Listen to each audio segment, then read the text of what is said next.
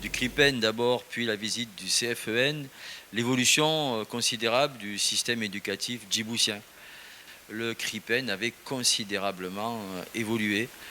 Donc on a pu avoir hier un exposé de l'ensemble des activités du CRIPEN, aussi bien les activités de production de documents pédagogiques que les activités de télévision scolaire et de radio scolaire.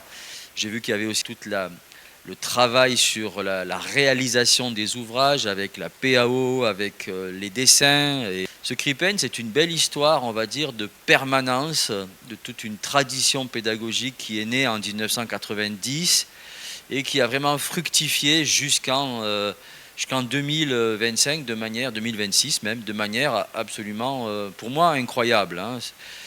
Voilà. Bon, la visite s'est poursuivie ensuite avec les locaux du CFEN.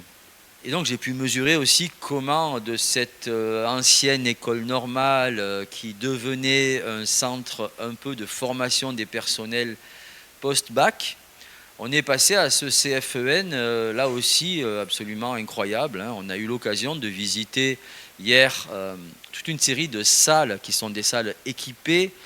Donc on a vu une salle qui est destinée à l'expérimentation des sciences qui s'appelle Fab Lab, puis on a vu une salle qui comprend des équipements de tout dernier cri pour faire de la captation. Et ensuite, ceci va être utile pour faire de l'analyse de pratique. Donc pour moi qui ai connu Djibouti en 1990 et 1993, c'était une véritable satisfaction de voir à quel point ce système était aujourd'hui très très très bien développé, avec toujours une dimension de conscience forte de ce qui se fait et du fait qu'on peut toujours améliorer. Et tous les cadres administratifs et pédagogiques qu'on a pu rencontrer au cours de ces journées